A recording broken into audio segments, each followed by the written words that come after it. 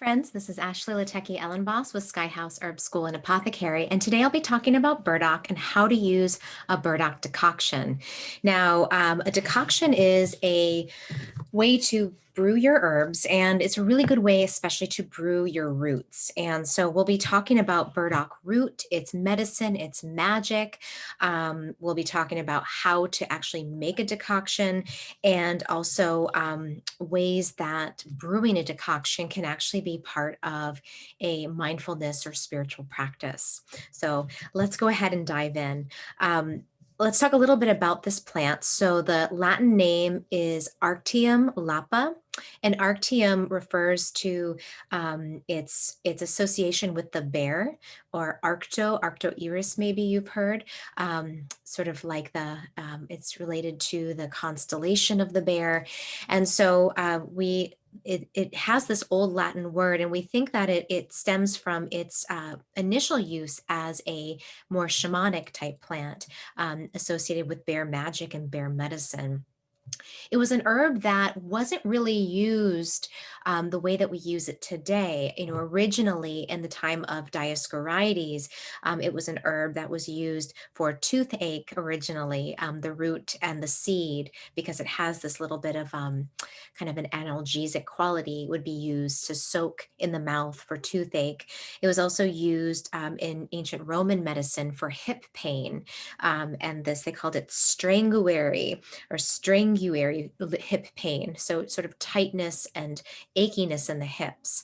But it wasn't used as a skin remedy. It wasn't used as a blood cleanser until much, much later. We see the first reference in the 1700s and its use in North America really as a blood cleanser and as a skin aid. So this plant belongs to the Asteraceae family. This is a very large family. We also call it the composite family or the daisy family, and it has a lot of our kind of weedy herbs. And I think a lot of us herbalists, we don't love the word weeds because it implies that there is something sort of bad or unwanted about these plants, which we all know that most of our greatest medicines are in fact plants that are growing all around us and often popping up out of the cracks in our own backyards. And so burdock is one of these. It's considered to be a weed, but it's really a wonderful medicine and one that we can really utilize, especially in the modern times. One of the terms that Matthew Wood he refers to it as is a hedge ruffian. So a hedge ruffian also refers to the second part of its name, lapa, which is, of the hedges. And this plant grows along the hedge sides or along the edges where the maybe landscaped or disturbed soil meets the forest. So you can find it often where I used to do a lot of hiking in Maryland. It would be sort of right between the side of riverbanks and the forests, and it would grow in that little flat part right before the forest took over. But you can also find it in disturbed soils right along that edge. And I remember I was on an herb walk with Rosemary Gladstar, a really wonderful, amazing herbalist at the where was it? It was the um, Northeast Women's Herbal Conference up in New Hampshire. And during one of her herb walks, she said, herbalists are a lot like all of these edge dwellers because herbalists often live with one foot, in sort of the manicured, sort of modern world. And we also walk with one foot deep in the forest. And a lot of our best medicines also grow in these hedgerows, along the edges. And so burdock, I think, is a great medicine because it, in many ways, represents sort of the ways we can get entrapped by the more modern, fast-paced, fast food world, and a lot of the problems that come from living in urban settings and, eating more modern food can be remedied by this medicine that really roots us in deeply to our own centers and also brings the wild back in. So let me talk a little bit also about About this herb and how it grows. And I think that also tells us a bit about its medicine. So in the first year, this plant, it grows in a basal rosette. And so that means that all of the leaves come out from this one center. So if you think about the way that dandelion leaves, they sort of grow all out from this one center point. So when we see burdock, the first year, these big wide leaves come out from this one central taproot, which goes very, very deep into the soil. And so it makes this rosette shape. And then in the second year, the plant makes this tall stem that grows up. And that's when it flowers with these little thistly, these little purple thistly like flowers. And, and yeah, it has the little burrs and the seeds that result. Now, one thing that's interesting that Matthew Wood taught me is that um, the medicine the medicine needs to be harvested the first year. And this is something practiced by most herbalists because after the second year, what happens is the root loses, it becomes like a matrix, and all of the sugars and polysaccharides and fibers that fed the root in the first year and allowed it to or allows it to then go into that second year of fruiting, all the nutrients get used up by the upper parts of the plant in the second year. So if you harvest the roots in the second year, you get this sort of like, it looks almost like a sponge. It's like empty. So there's really not much medicine there in that second year root. So, but what Matthew said that I've used in my practice is that it's for people who've lost their blueprint. And so you can think about that matrix of the burdock root as sort of representing the soul's blueprint and the purpose of that person, which is rooted very, very deeply in the subconscious and in sort of the underworld spaces that that the medicine can, when we use the first year root, it contains that blueprint, but it contains the matter which nourishes that part of the blueprint, which will allow it to actually see its way to fruition. So I've used this as a medicine for people who feel like I knew I was going somewhere and I don't know what happened, but I lost my way and I feel like I need to get back to this plan that I had, or this feeling that I had that somehow I've gotten off track with or off track from. And so it's such a grounding, nourishing, oily, sweet, sort of like a bear hug type of medicine that for people that are feeling a little bit kind of off center or displaced or off the path, it can bring them back into that. And I've used it with clients who've had schizophrenia and a number of different sort of dissociative mental conditions, and it's really anchored them and given them support. And it's interesting because a lot of times, at least with the clients I've worked with that are on a lot of medications for these type of psychiatric disorders, burdock is a very safe herb to use. And a lot of those medications also have the side effect of being constipative or creating constipation.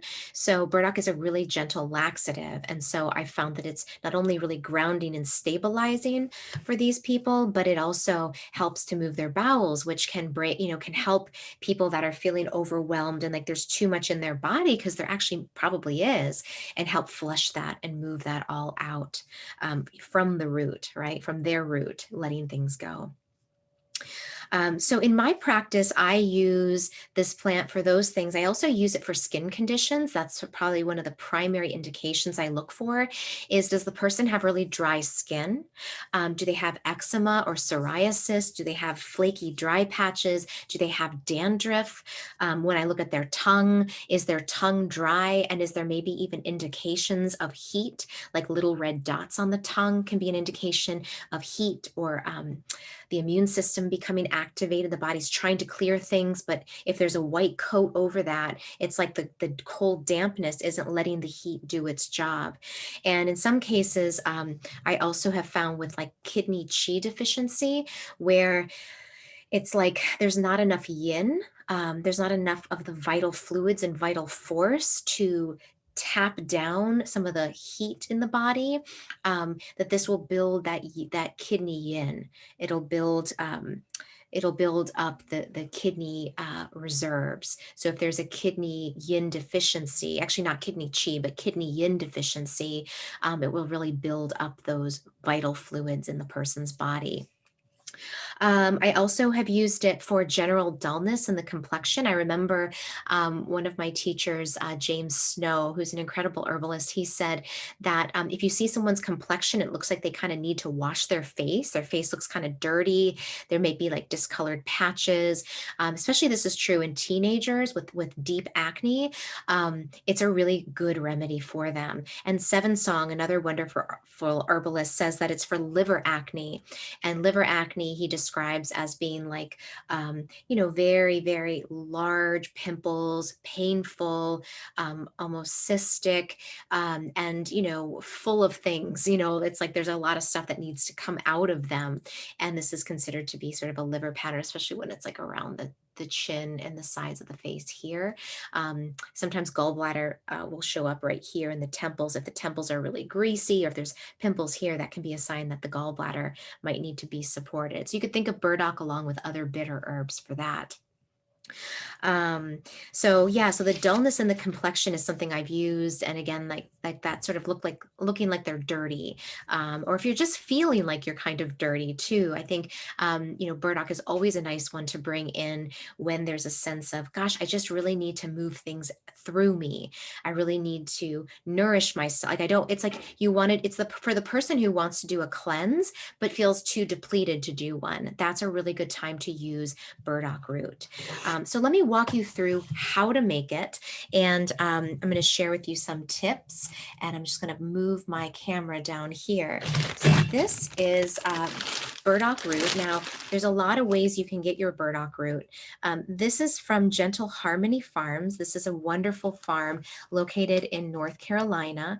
And it is run and operated by an herbalist and grower, and it's certified organic. And I really like the burdock root in these big slices. And so she provides them, Pam, who runs the farm, provides them in these dried slices. And so you can order directly from her website, but I just want to show you what they look like a little bit closer.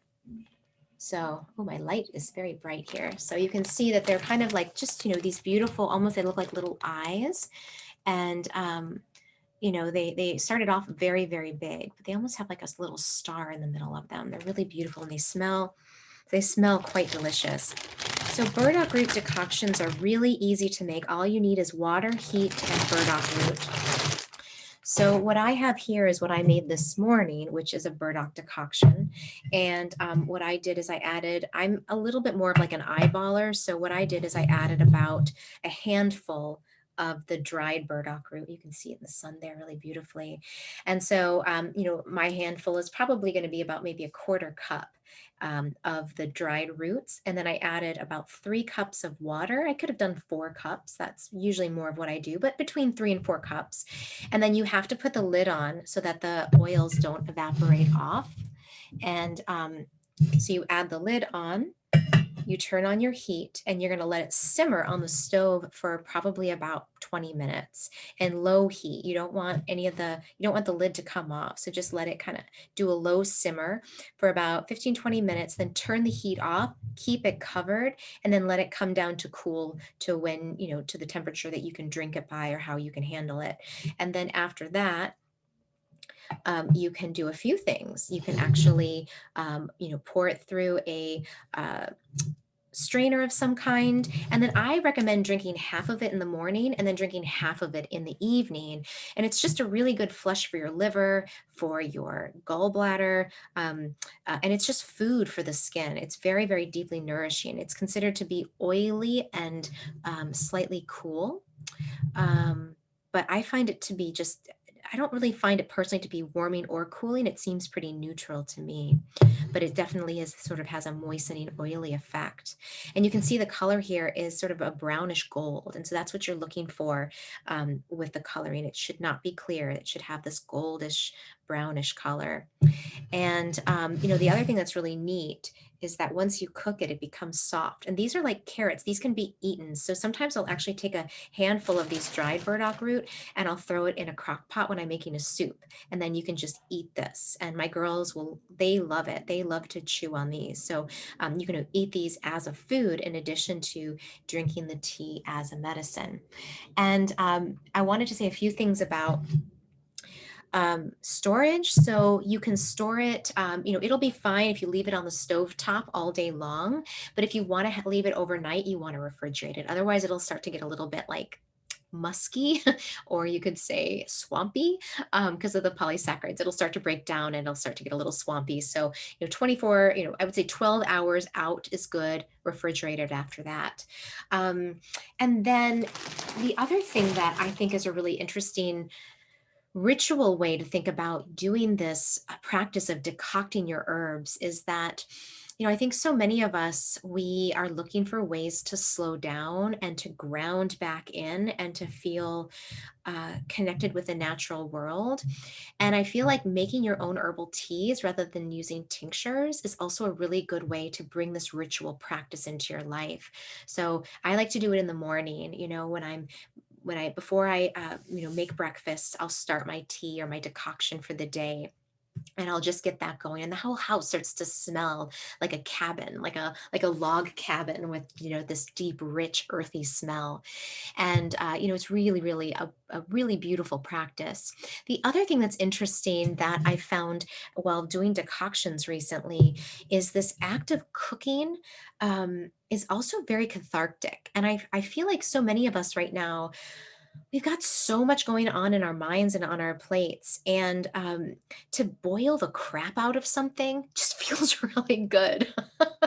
So, like, I feel like we have so many problems and worries and issues. And, part of my spiritual practice is to give them away, to give them back to the creator because I'm not capable of handling them. But I do feel like when I put my herbs in the pot and I add the water, and I just look at them and I thank them for the medicine they're about to give. And then I boil the crap out of them and I just watch them cook and cook and cook.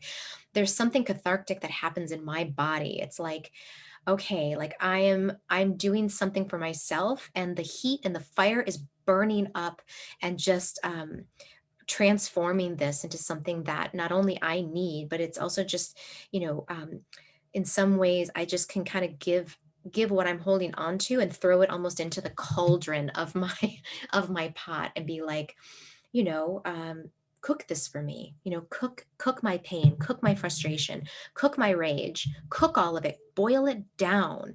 And then what is left over, may it be a medicine that I can drink and be nourished by. Because we can be very drained by these emotions and by holding on to all of these things that um, we have a certain capacity for things we can do, but if we let them fester and sit, they turn into toxins. And so, boiling and letting go, and then drinking something that is also cathartic in its nature, like burdock is, cleansing, clearing, and also nourishing. I think, we're covering a lot of ground in our medicine making process. So, yeah, I think that is all I have to say about that. I'd love to hear your experiences with burdock and what you found it to be helpful for. Um, and you should be able to find it. It grows it grows on every continent now, so it's naturalized itself throughout the world. So you should be able to find it at your local herb store, or if you're in the US, I recommend using Gentle Harmony Farms, based out of North Carolina. So I will post that link as well so you guys have that information. And I look forward again to hearing your stories. Thank you so much for watching, and I will see you all again soon. Have a good day.